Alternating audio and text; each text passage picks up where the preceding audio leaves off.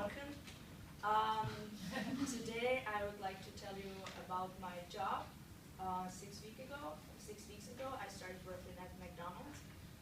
And well, as a lot of you know, if you work ever with customers, it can get busy. It can get really busy. Sometimes you have 100 customers and sometimes you have none. There's no in between. Everybody who ever worked in, well, I'm not going to say gastronomy because then I wouldn't be talking about McDonald's, but let's say food industry, you know, that's how it works. So when there's nothing to do at McDonald's, we have to clean. And when there's nothing to clean, we have to pretend like you're cleaning something.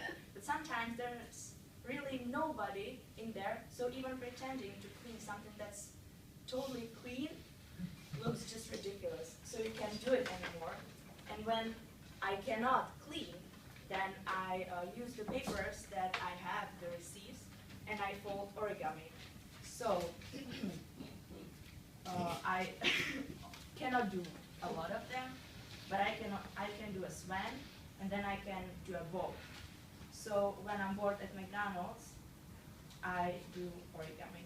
And the first stage of organizational behavior studies how an individual can affect an organization with its unique view.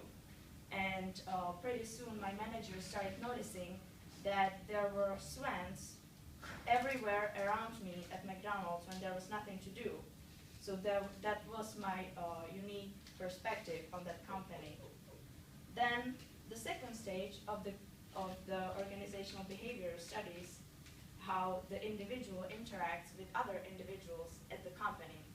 Well, pretty soon I started having my coworkers coming to me asking me how to fold a swan. So then I started teaching them. Later in the organizational behavior, it studied that the individual influences the company, but the company also influences the individual.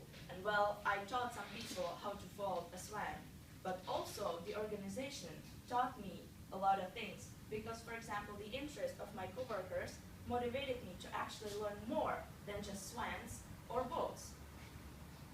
Eventually, when you're supposed to study organizational behavior, you should look at it from the organizational perspective, because the organization exists before the individual joins it, and it also exists after.